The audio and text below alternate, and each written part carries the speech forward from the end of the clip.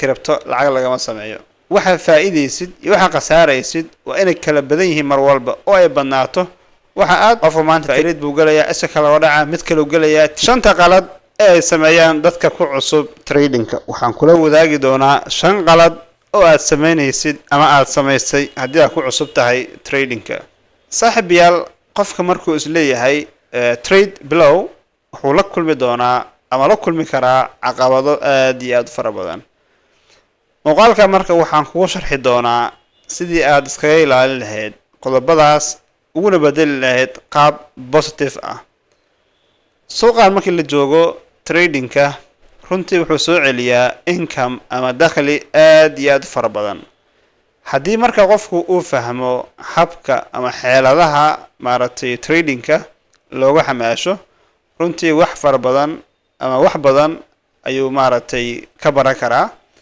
haddii aan fiirno marka qodob koowaad waxaa waaye trading bilaa qorshe ah qofka markii uu sameynayo tradingka waxaa loo baahan yahay inuu qorsheeyo waxyaabaha marka la rabo inaad qorsheyso saddex ayaa ugu weyn marka qodob koowaad waxaa waaye goormee ayaad furi kartaa trade sidiisaba trade goormee ayaa furi kartaa waa in marka ay ku qoran yihiin plan ama qorshe ah haddii sidaan iyo sidaan iyo sidaan ay dhacdo waxaan furi karaa trade haddii sidaan iyo sidaan ay dhacdo wax trade ma qaadan karo wayna ku qoran tahay qodobka labaad ee laga rabo waxaa waaye tradekan goorme ayaa ka baxaysaa tradekan goorme ayaa ka baxaysaa ama take profitkaaga goorme ayuu noqon karaa haddii aadan aqoonin xilliga aad ka baxayso tradingka runtii waxay kugu noqonaysaa caqabad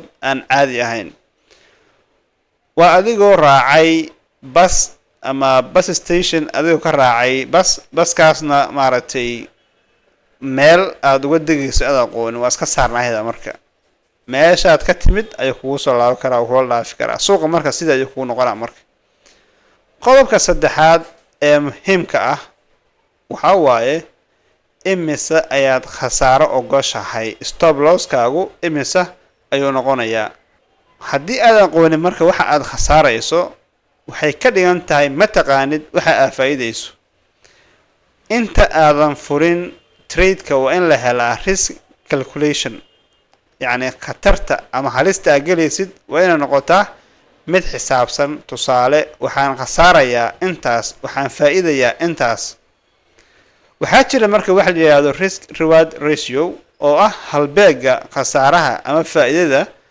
waxa faa'iideysid iyo waxa khasaaraysid waa inay kala badan yihiin mar walba oo ay badnaato waxa aad faa'iideyso qodobka labaad waxa waaye risk management qofku inuusan lahayn risk management maareynta khatarta markii laga hadlayo suuqa waa waxa ugu muhiimsan ee ay tahay qofku inuu diiradda saaro lacagta ama raasumaalka ku yaala suuqan wuxuu u baahan yahay management waxa ugu weyn ee laga ilaalinayo waa khatarta soo wajihi karta lacagtaas haddii qofku marka uusan manage gareynin ama uusan aqoonin sida loo maareeyo khatarta ka imaan karta suuqa runtii waxaad ka doontaa in qofku uu suuqa ku sii jiro sababtoo ah kabitaalkiisa oo dhan ayaa baabi'i doona marka waxaa loo baahan yahay qofka yacni professional traderka ah inuu yaqaano sida loo maareeyo khatarta suuqa marka laga hadlayo khatarta suuqa waxa ugu weyn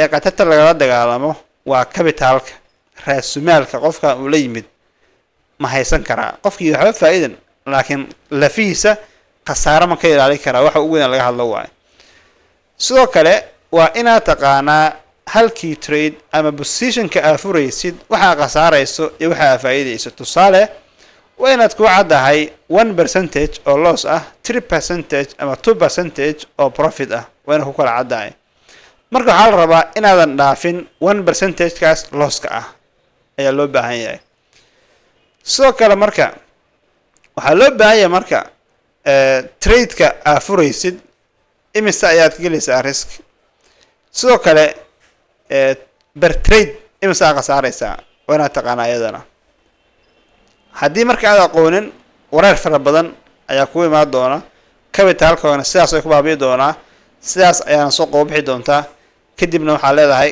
crypto lacag lagama sameeyo. qodobka saddexaad waxaa waaye emotional trading, yani sida maaragtay caadifaysan qofku inuu maaragtay u tiradgareeyo ama inuu dareenkiisa la falgalo. qofku markii uu ku jiro tradingka waxaa mamnuuc ka ah inuu sameeyo emotional. marka emotional trading waan ka hadlayno saddex qodob ayay dadka xooga saaraan. qodob koowaad waxaa waaye cabsida waaye, qofku inuu aad u cabsado oo runtii maaragtay cabsi fara badan dareemo, inuu maaragtay ka shakiyo aqoontiisii, sadabkiisa inuu ka shakiyo, taxliilinta inuu ka shakiyo, uu yidhaahdo warniyo waxaa waaye ama waxaan balaaya ka timaadaa, inuu aad u cabsado qofkii. qodobka labaad waxaa waaye caro. tusaale ahaan haddii qofkan looga dhaco SL-ka oo kale aad ayuu maaragtay u xanaaqayaa qofka, uu leeyahay maxaa laga dhacay, waxaa waaye se u khasaaray. sideedaba ogow suuqan waa laba, waa khasaaray faa'iido. tradingka markii la joogana waxaa waaye SL ama TB labadaas aad helaysaa. marka tii kuu soo baxda marka inaad ku qanacdaa, ifan haddii xitaa ay qaldan tahay maaragtay analyska waxa aad samaysay wixii kuu soo baxda waa inaad maaragtay ku qanacdaa. qodobka saddexaad oo muhiimka waxaa waaye farxad xad dhaaf ah. qofka waxaa laga yaabaa markii uu sameeyo tradingka oo loogu dhaco TB-ga ama uu faa'iido helo inuu aad u farxo, inuu meel iskala geeyo waayo, inuu maaragtay mobilka la soo baxo duubo uu yidhaha maanta intaan baa faa'iiday, inuu ordo qofkii maqaayad tago wixii soo duuduubo maantay qada yaro maaragtay VIP dalbado, hadda wixii uu soo shaqeeyo inuu ku dalbado qadada. kadib marka qofku wuxuu sameynaa inuu faanfaano uu yidhaahdo waxaa waaye maantay trade baan soo qaatay, TB-ga lagu dhacay, waa ka wataa.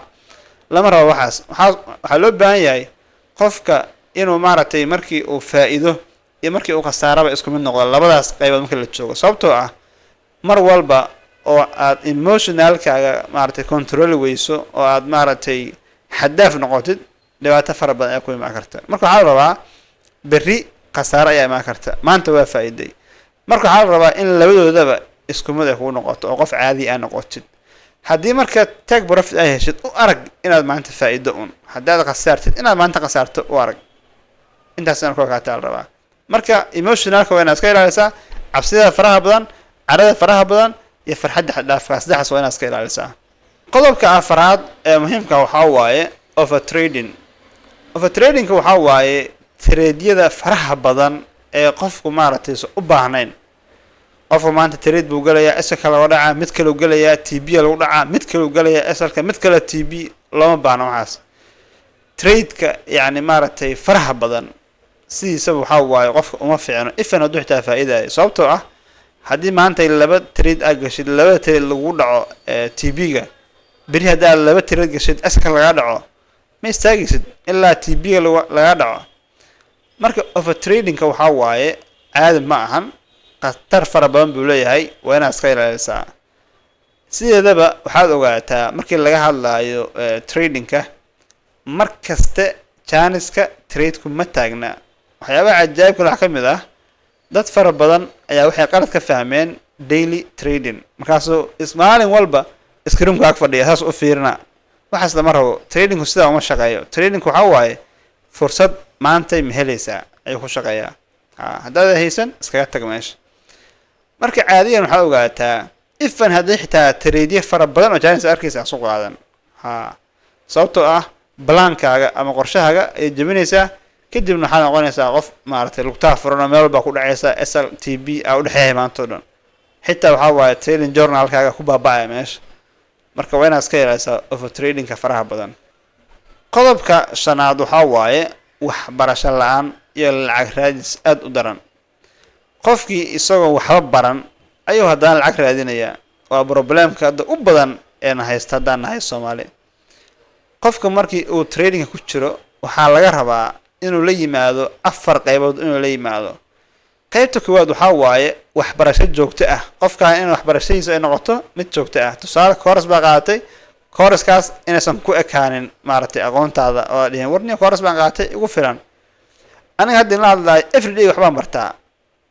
suuqaana 7 sano ku soo jira. haddana waxaa waaye maalin walba waxbaan bartaa. marka waxaa waaye waxbarashadu waa muhiim. continuous learning-ka aad u fiican tahay. marka waa inaadan isdhihin course baa qaatay waxaa waaye waa ku fadhidaa inaad isdhihin ayaa laga rabaa.